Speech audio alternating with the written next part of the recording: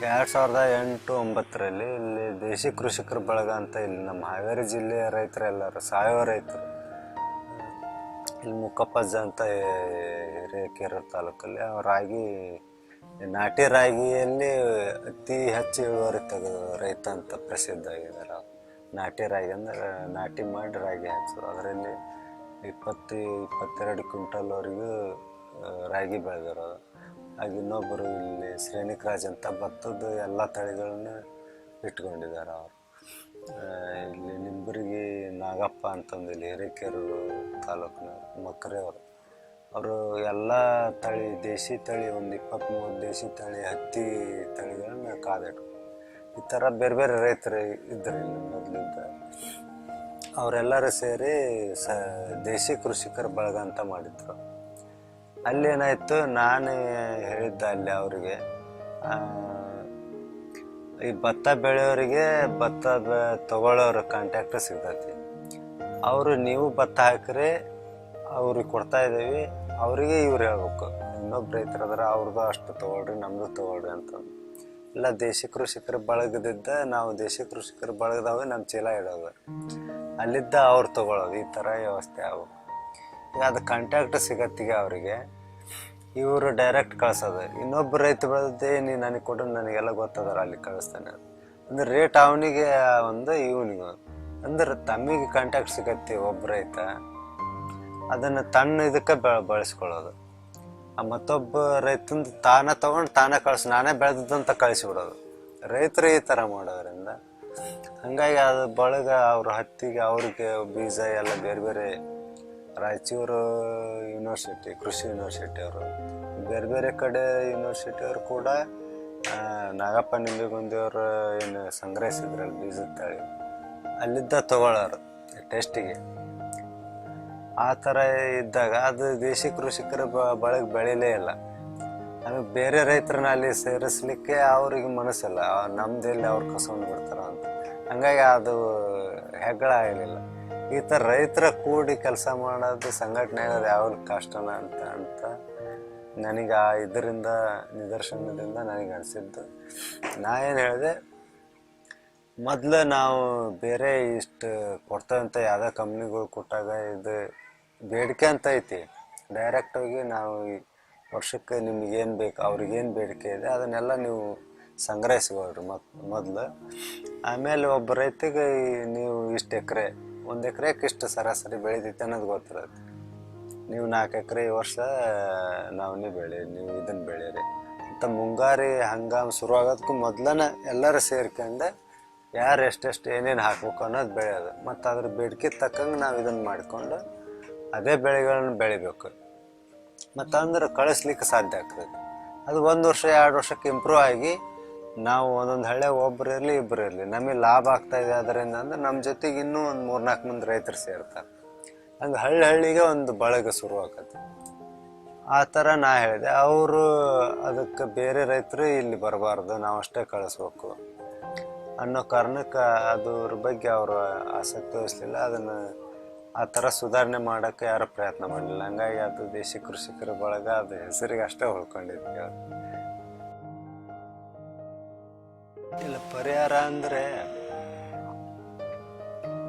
ಈಗ ಮೊದಲು ನಾವು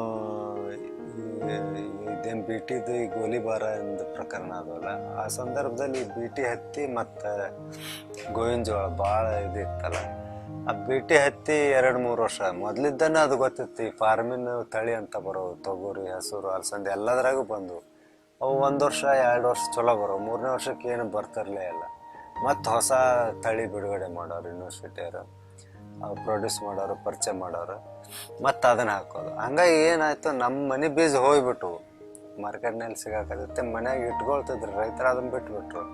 ಇವು 2 ವರ್ಷ 1 ವರ್ಷ ಲಾಭ ಆಗೋದು, ಇನ್ನೊಂದು ವರ್ಷ ಅದು ಸರಿತನೇ ಹುಟ್ಟಿದ್ರೆ ಸರಿತನೇ ಇಳುವರಿ ಬರ್ತಿರ್ಲಿಲ್ಲ. ಕಂಪ್ನಿ ಬೀಜಗಳು ಪ್ರತಿ ಸಲ 20 ವರ್ಷ 30 ವರ್ಷದಿಂದನೇ ಹಾಗೆ ಹಾಕಂತನೇ ಬಂದಿತ್ತು. ಬೀಟಿನೂ ಹಾಗೆ ಆಯಿತು. ಅದು ಔಷಧ ಹೊಡೆಯಲ್ಲ ಹಾಗೆ ಹೀಗೆ ಅಂತ ಎಲ್ಲ ಹೇಳಿ ಪ್ರೊಡ್ಯೂಸ್ ಮಾಡಿದರು, ಪರಿಚಯ ಮಾಡಿಕೊಟ್ರು.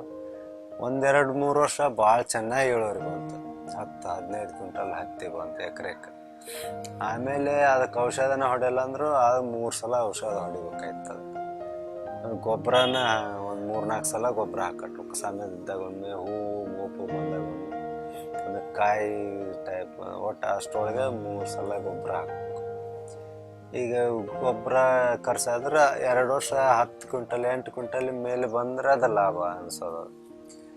ಈಗ 8 ಕ್ವಿಂಟಲ್ ಇನ್ನು ಒಳಗೆ ಬಂದ್ರೆ ಆ ಖರ್ಚಿಗೆ ಅದಕ್ಕೆ ನೇರ ಆಗಿಬಿಡ್ತೈತೆ. ಖರ್ಚಿಗೆ ಅಲ್ಲಿಗೆ ಹಂಗಾಗಿ ಅದು ಬಂದಾಗ ಇಲ್ಲೆಲ್ಲ ಲಾವಣಿ ಹೊಲ ಹಾಕೋರಲ್ಲ, ಆ ಲಾವಣಿ ರೇಟ್ ಸಹಿತ ಇರ್ತದೆ. ಅವು 2,500-3 ಸಾವಿರ ರೂಪಾಯಿಗೆ 1 ಎಕರೆ ಹೊಲಕ್ಕೆ 2,500-3 ಸಾವಿರ ರೂಪಾಯಿ ಇತ್ತು ಲಾವಣಿ.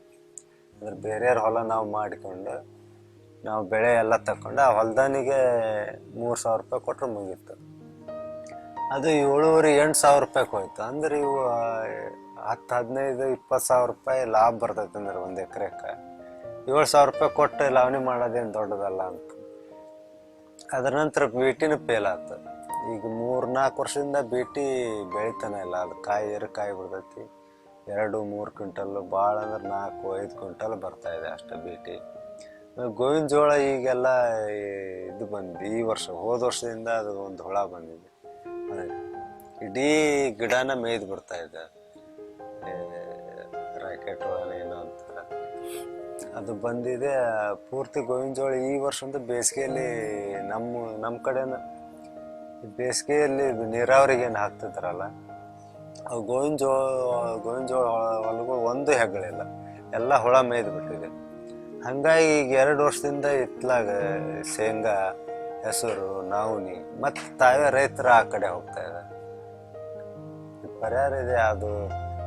ಅದನ್ನ ಸರಿಯಾಗಿ ಸಾವಯವ ಗ್ರಾಮ ಯೋಜನೆ ಇವು ಮತ್ತೊಂದು ಬೇಡಿಕೆ ಬಂದರೆ ಅದು ಸ್ವಲ್ಪ ತನ್ಮಟ್ಟಿಗೆ ಜನರಿಗೆ ಸುಧಾರಣೆ, ಜನರಲ್ಲಿ ಭಾಳ ಇದಾಗಿದೆ. ಗೊಬ್ಬರ ಹಾಕೋದು ಕಮ್ಮಿ ಮಾಡ್ಬೇಕು ನಾವು ಅನ್ನೋದು ತಿಳುವಳಿಕೆ ಬಂದಿದ್ದೀವಿ.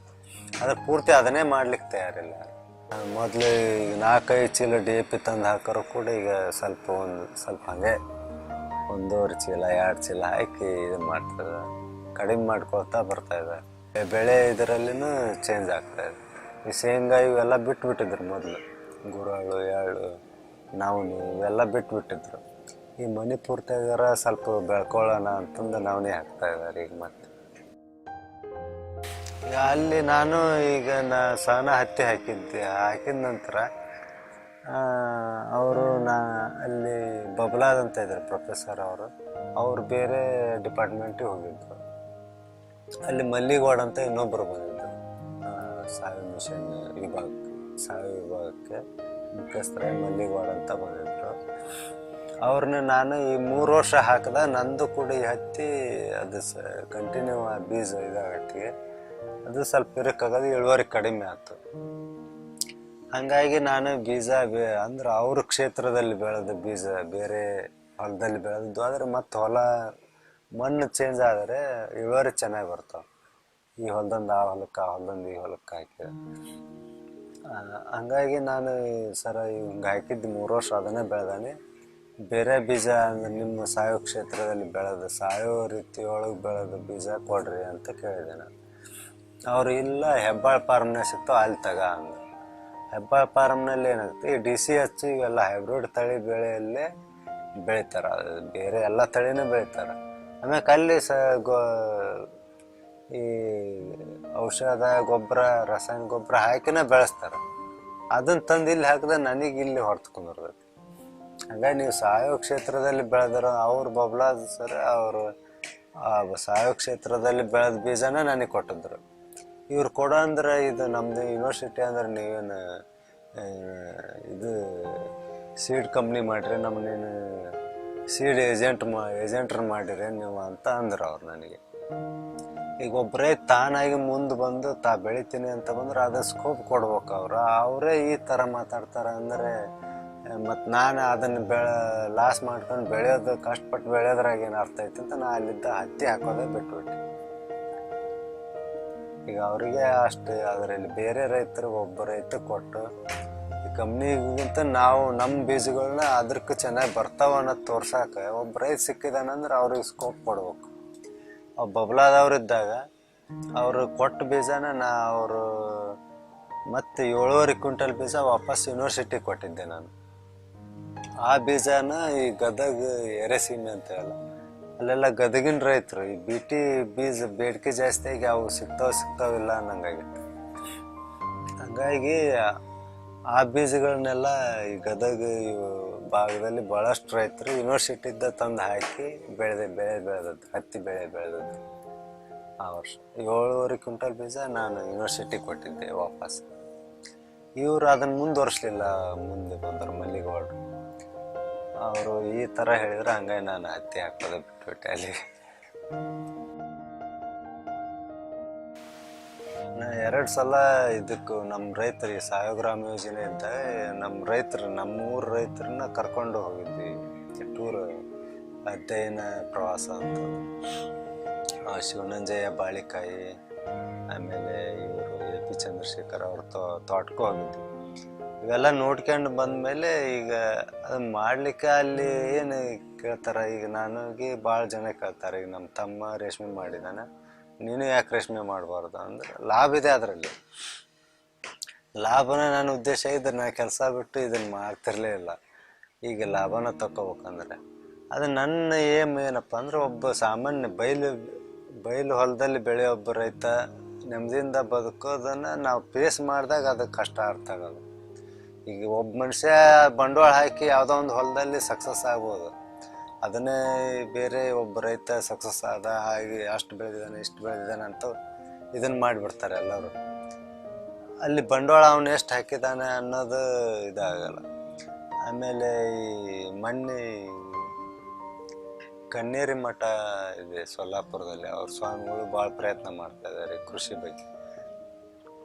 ಅವರು ಅಲ್ಲಿ 1 ಎಕರೆಯಲ್ಲಿ ಒಬ್ಬ ರೈತ 1 ಲಕ್ಷ ಬೆಳಿಬೋದು ಅನ್ನೋದು ಅವ್ರು ಮಾಡೆಲ್ಲಾಗಿ ಮಾಡಿದ್ದಾರೆ. 1 ಲಕ್ಷ ಬೆಳಿಬೋದು ಸಾವಯವದಲ್ಲೇ. ಅದು ನೀವು 1 ಲಕ್ಷ ಬೆಳಿಲಿಕ್ಕೆ ಪ್ರತಿಯೊಬ್ಬನಿಗೆ ಸಾಧ್ಯತೆ ರೈತಗೆ, ಆದ್ರೆ ಅದಕ್ಕೆ ಎಷ್ಟು ಬಂಡವಾಳ ಹಾಕಿರಿ, ಎಷ್ಟು ಜನ ಅದರಲ್ಲಿ ದುಡ್ದಿದ್ದಾರೆ ಅನ್ನೋದು ಹೇಳಲ್ಲ. ಅದು ರೆಡಿ ಆಗ್ಬೇಕಲ್ಲ. ಈಗ 1 ಲಕ್ಷ ಬರ್ಬೇಕಂದ್ರೆ ಅದನ್ನ ರೆಡಿ ಮಾಡ್ಬೇಕಲ್ಲ. ಅದನ್ನ ಒಬ್ಬ 2 ಎಕರೆನೂ ಒಬ್ಬನು ಹೊಲ ಇರ್ತೈತಿ, ಖಾಲಿ ಹೊಲ, ಅವನಿಗೇನು ಬಂಡವಾಳ ಇಲ್ದನ 1 ಲಕ್ಷ ಬೆಳಿಲಿಕ್ಕೆ ಹೆಂಗೆ ಸಾಧ್ಯ ಇದೆ? ಅಲ್ಲಿ ಅವ್ರೊಂದು ಮನೆ ಕಟ್ಟಿದ್ದಾರೆ, ಬೋರ್ವೆಲ್ ಇದೆ, ಪೈಪ್ಲೈನ್, ಡ್ರಿಪ್ ಬೇಕಂದ್ರೆ ಡ್ರಿಪ್ ಹಾಕ್ಕೊಂಡಿದ್ದಾರೆ. ಪ್ರತಿ ಬೀಜನೂ ನಾವು ಈಗ ಕೊಳ್ಳಬೇಕು. ಈಗ ನಾನು ಸಾವಯವದಲ್ಲೇ ತಂದು ಹಾಕ್ತೇನೆ ಅಂದ್ರೆ ಬೀಜ ತಂದು ಹಾಕ್ಬೇಕು. ನಾವು ಇಷ್ಟು ಹೊರಟಿ ತರಕಾರಿ ಬೆಳೆದವಿ ಅಂತಾರೆ, ಅಷ್ಟು ಹೊರಟಿ ತರಕಾರಿ ಬೀಜ ತರಲಿಕ್ಕೆ ರೊಕ್ಕ ಬೇಕು. ನಾವು ಅಲ್ಲೇ ಮನೆ ಮಾಡಿದ ಮೇಲೆ ಒಬ್ಬ ಬೇಕಾದಷ್ಟು 24 ತಾಸಿನಾಗ 8 ತಾಸು 12 ತಾಸು ದುಡಿಲಿಕ್ಕೆ ಸಾಧ್ಯ ಆಗುತ್ತೆ ಅಲ್ಲೇ ಮನೆ ಇರೋದ್ರಿಂದ. ಆದ್ರೆ ಒಂದಿಷ್ಟಾದ್ರೂ ಬಂಡವಾಳ ಬೇಕಲ್ಲ ಅಲ್ಲಿ. ಅದು ಈಗ ಮುಖ್ಯವಾಗಿ ಭಾಳ ಮಂದಿ ಸಕ್ಸಸ್ ಆದ ರೈತರು ಅಂತ ನಾವೇನು ಹೇಳ್ತೇವೆ ಇವತ್ತು, ಪ್ರಗತಿಪರ ರೈತರು ಹಾಗೆ ಹೀಗೆ ಅಂತ ಹೇಳ್ತಾರೆ. ಅವರು ಹಿಂದೆ ಬಂಡವಾಳ ಹಾಕಿದಾಗ ನಾವು ಹಾಕಿದ ಬಂಡವಾಳಕ್ಕೆ ಇವತ್ತಿಗೆ ಲಾಸ್ ಇಲ್ಲ ಭೂಮಿಯಲ್ಲಿ. ಅದು ಇವತ್ತು ಸಮಸ್ಯೆ ಇರೋದಿಲ್ಲ ಅಂದ್ರೆ ಆಹಾರ ಧಾನ್ಯ ಬೆಳೆಯುವಂಥ ರೈತರದು. ಅವ್ರಿಗೆ ಬೇರೆ ಬಂಡವಾಳ ಹಾಕಲಿಕ್ಕೆ ಸಾಧ್ಯ ಇಲ್ಲದಂಥ ಪರಿಸ್ಥಿತಿ ಇವತ್ತು ಸಾಲದಲ್ಲಿ ಅದ. ಆಹಾರ ಧಾನ್ಯಗಳನ್ನು ನಾವು ನೀರಾವರಿಯಲ್ಲಿ ಬೆಳಿಲಿಕ್ಕೆ ಪ್ರತಿಯೊಂದನ್ನು ಬೆಳಿಲಿಕ್ಕೆ ಸಾಧ್ಯ ಇಲ್ಲ. ಅದು ಬಯಲು ಇದರಲ್ಲೇ ಬೆಳಿಬೇಕು. ನಾವು ಪ್ರತಿಯೊಂದು ಸಾವಿ, ಊದ್ಲು, ಹೆಸರು, ಅಲಸಂದಿ ಎಲ್ಲವನ್ನೂ ನೀರಾವರಿ ಮಾಡ್ಲಿಕ್ಕೆ ಸಾಧ್ಯ ಇಲ್ಲ. ಕೆಲವೊಂದು ಪ್ರಮಾಣದ ಬೆಳೆ ಈ ನೀರಾವರಿ ಒಳಗೆ ಬೇಸಿಗೆಯಲ್ಲಿ ಅಲಸಂದಿ ಹಾಕ್ತಾರೆ, ಶೇಂಗಾ ಹಾಕ್ತಾರೆ ಬೇಸಿಗೆಯಲ್ಲಿ. ಮಳೆಗಾಲಕ್ಕೆ ಬೆಳೆಯೋದು ಅದು ಎಷ್ಟೊತ್ತಿದ್ರೆ ಆಹಾರ ಧಾನ್ಯಗಳು ಮಳೆ ಆಶ್ರಿತನೇ ಜಾಸ್ತಿ ಬೆಳೆಯೋದು. ಹಾಗಾಗಿ ನನ್ನ ದೃಷ್ಟಿಕೋನದಲ್ಲಿ ನಾನು ಯಾವ ರೈತ ಆಗ್ಬೇಕ ಅಂದ್ರೆ ಈ ಒಬ್ಬ ಸಾಮಾನ್ಯ ಆಹಾರ ಧಾನ್ಯ ಬೆಳೆಯೋ ರೈತ ಆಗಿರೋದ ನನಗೆ ಮುಖ್ಯ ಅನಿಸಿದ್ರಿಂದ ನಾನು ರೇಷ್ಮೆ ಮಾಡಬಾರ್ದು ಅನ್ನಿಸ್ತು. ಹಾಗಾಗಿ ಈಗ ಆಹಾರ ಧಾನ್ಯ ಬೆಳೆಯೋ ರೈತರದ್ದು ನಿಜವಾದ ಸಮಸ್ಯೆ ಅಂದ್ರೆ ಅವರಿಗೆ ಬೆಲೆದು ಒಂದು ಇದೆ. ಏನಿದೆ ಅಂದರೆ ಇವತ್ತು ನಾ ಶೇಂಗಾ ಬೆಳಿತೇನೆ, ಜೋಳ ಬೆಳೆಯೋನು ಕೂಡ ಈಗ DAP ಅಥವಾ ನಾವೇನೋ ಗೊಬ್ಬರ ತೊಗೊಂಡ್ರೆ ಅದು 50 kg 1200 1500 ರೂಪಾಯಿ ಇದೆ. ಆದರೆ ಇದೇ ಜೋಳ ಮಾರೋದು ಕೂಡ 1500 ರೂಪಾಯಿ ಕ್ವಿಂಟಲ್. ಆಹಾರ ಧಾನ್ಯ ನಾವು ಕೊಳ್ಳೋ ಗೊಬ್ಬರಕ್ಕಿಂತ ಕಡಿಮೆ ರೇಟಿಗೆ ನಾವು ಬೆಳೆದದ್ದನ್ನು ಮಾರ್ತಾ ಇದ್ದೀವಿ. ಹಾಗಾಗಿ ಇವತ್ತಿನ ಅವನ ಖರ್ಚಿಗೆ ಮತ್ತು ಇದಕ್ಕೆ ನೋಡಿದ್ರೆ ಇವತ್ತಿನ ಸ್ಥಿತಿಗೆ ಇವತ್ತಿರೋ ರೇಟಿಗೆ ಡಬಲ್ ಆಗ್ಬೇಕು. ಅದು 1500 ರೂಪಾಯಿ ಮಾರೋದು 3-4 ಸಾವಿರ ರೂಪಾಯಿ ಜೋಳ ಮಾರ್ಬೇಕು.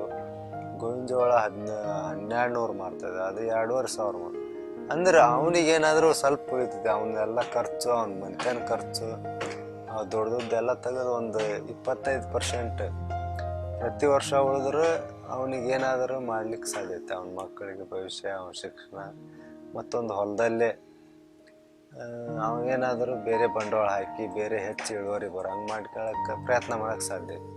ಅದೇನು ಇಲ್ದನ ಇದನ್ನು ಮಾಡ್ಬೇಕಂದ್ರೆ ಈ ಸುಮ್ಮನೆ ಈ ಬೆಳೆ ವಿಮೆ, ಬೆಳೆ ಪರಿಹಾರ ಇದನ್ನು ಕೊಟ್ಕೊಂತಾನೆ ಇರೋದು, ಅವರು ಸಾಯ್ಕೊಂತಾನೆ ಇರೋದು, ಬಂದಷ್ಟೇ ಬರೋದು, ಇದೇ ಹಾಕ್ಕೊಂತಾನೆ ಹೋಗ್ಬೇಕು.